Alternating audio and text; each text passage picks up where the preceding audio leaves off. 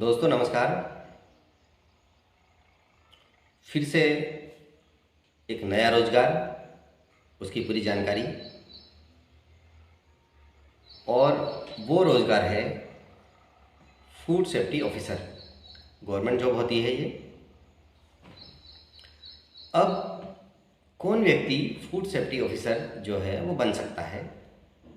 तो उसके लिए दो रास्ते हैं। पहला CFSO और दूसरा SFSO, central food safety officer और स्टेट फूड सेफ्टी ऑफिसर, या हिंदी में कहें तो खाद्य अधिकारी या खाद्य निरीक्षक जो है वो कह सकते हैं। तो दो तरह से भर्ती होती है, सेंट्रल की और स्टेट की। अब इसमें जो है, पहले सेंट्रल की बात करते हैं। सेंट्रल में जिस तरह से एग्ज़ाम होती है कि प्रीलिम्स, मेंस और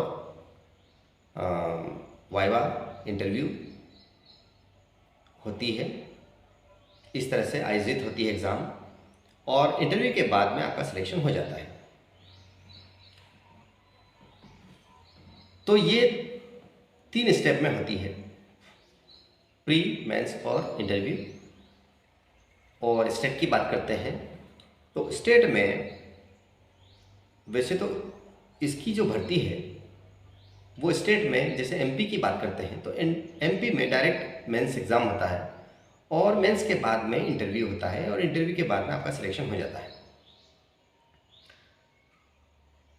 तो ये भर्ती वाली बात हुई।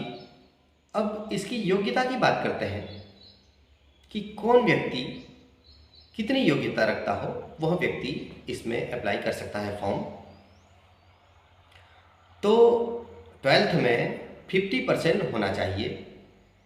जो भी उम्मीदवार है वह 50% की योग्यता रखता हो 12th में, किसी भी स्ट्रीम में। इसके पश्चात में बैचलर डिग्री होना चाहिए, और बैचलर डिग्री भी किसी भी स्ट्रीम में हो सकती है, चाहे वो कॉमर्स हो सकता है, एग्रीकल्चर हो सकता है, साइंस हो सकता है या मैथ्स हो सकता है। वो व्यक्ति इसमें अपीयर हो सकता है एग्ज़ाम में। अब विशेष योग्यता की वाली बात करते हैं कि किसको पात्रता ज़्यादा मिलती है। तो साइंस कैटेगरी के जो स्टूडेंट हैं, जो साइंस हैं, साइंस और एग्रीकल्चर ग्रुप वालों को दी जाती है, अगर है आपके पास ये ग्रुप। तो ऐसा इसलिए है क्योंकि साइंस और एग्रीकल्चर से संबंधित ही इसमें कार्य होता है। सीमा की बात करते हैं, आयु सीमा। जो भी उम्मीदवार है उसकी आयु सीमा दोनों जगह अलग अलग है। सेंट्रल की बात करते हैं तो सेंट्रल में 18 से 30 वर्ष है, और SC ST OBC को 3 और 5 वर्ष की छूट मिल जाती है। वहीं स्टेट की बात करते हैं तो स्टेट में जो है, स्टेट गवर्नमेंट की जो अलग अलग स्टेट हैं उसके अनुसार उनको छूट दी जाती है, और MP में 5 वर्ष की एक्स्ट्रा छूट आपको दी जाती है, जो भी उम्मीदवार है उसको एग्ज़ाम में अपीयर होने के लिए। तो यहाँ पर मेंस और इंटरव्यू के पश्चात में आपका सिलेक्शन हो जाता है। अब इसका काम क्या होता है? तो जो भी इससे संबंधित जितने भी कार्य हैं वहाँ पर सेफ्टी ऑफिसर चेक करता है, चाहे वो खाद हो, खाद बीज हो, कोई भंडारण हो, खाने का सामान बेचने वाला हो, डेयरी हो या शराब की दुकानें हो, सारे जगह पर जो फूड सेफ्टी ऑफिसर है वो चेकिंग करता है, और जो सरकार के निर्धारित मानक है उसके अनुरूप सामान नहीं होने पर उसका लाइसेंस कैंसिल कर सकता है। इतनी पावर होती है फूड सेफ्टी ऑफिसर में। तो बहुत अच्छा काम है, ये किया जा सकता है। तो ये हुआ कार्य उसका।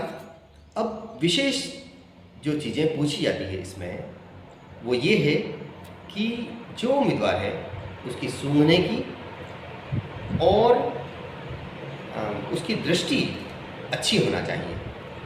ये 2 चीज़ें उसमें महत्वपूर्ण होना चाहिए, वही व्यक्ति जो है अपीयर हो सकता है।